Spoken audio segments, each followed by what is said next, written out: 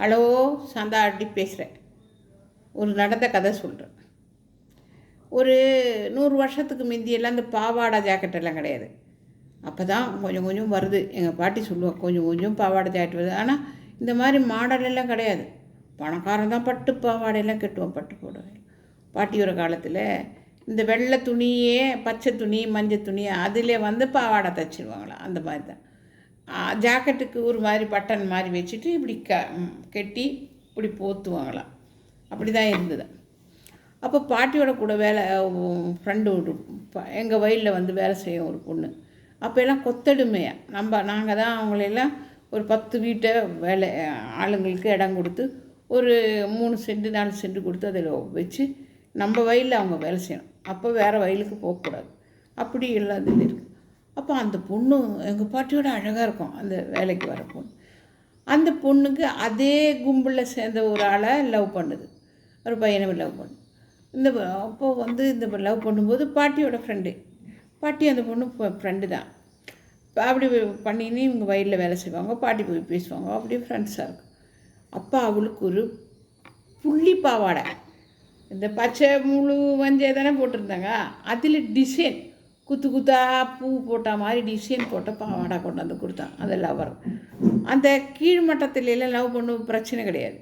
ரொம்ப நம்மளுக்கும் மேல் மட்டத்தில் போய் லவ் பண்ணும்போதும் அந்த காலத்தில் பிரச்சனை, கொலை செய்கிறதுலாம். அப்புறம் இப்படி லவ் பண்ணின்னு இருக்கும்போது அவன் கல்யாணம் எல்லாருக்கும் தெரிஞ்சு போச்சு. அந்த கிராமமே தெரியும் இவன் அவன் லவ் பண்ணுறான், அவளை லவ். கொஞ்ச நாள் பார்த்தா அந்த பையனை காணான். அவர் ரொம்ப ஒரு மன கஷ்டாச்சு. அப்பா வாட்டிக்கிட்டு சொல்லி அழுமா, ஐயோ அவனை காணான். ஒரு 3 மாதம் பொறுத்து அவன் வந்தபோது அவன் எப்படி இருந்தது தெரியுமா? இந்த ஆம்பளைங்களுக்கெல்லாம் முடி வரும், அது சர்வசாதாரணம். இங்கே மீசை அதெல்லாம் இருக்கும். இங்கே இல்லை அவனுக்கு முடி, இங்கேருந்து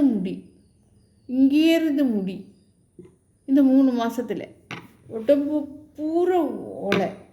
அவனுக்கு இங்கே 2 இந்த சைடில் 2 கட்டி. அப்புறம் கொஞ்ச நாளில் அவன் வித்தியாசமாகிட்டான்.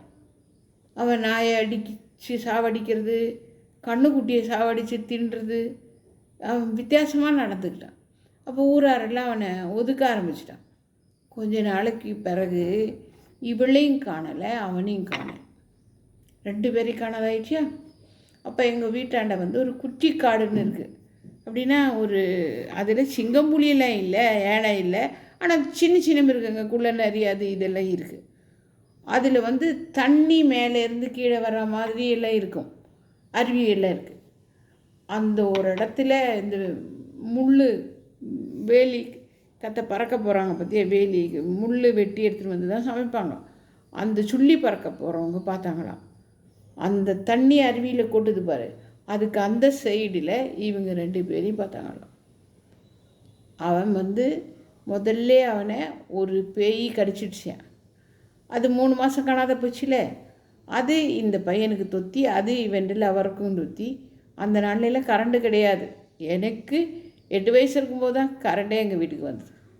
அப்போ இப்போ கரண்ட்டு வந்த பிறகு நிறையா அந்த விஷயங்களெல்லாம் இல்லை, அவன் கொண்டு போயிடுச்சு. இதே இந்த பாட்டி சொன்ன கதை தான் எனக்கு. ஆனால் அவங்க வீடெல்லாம் நான் பார்த்துருக்கேன், பாட்டியோட ஃப்ரெண்டு.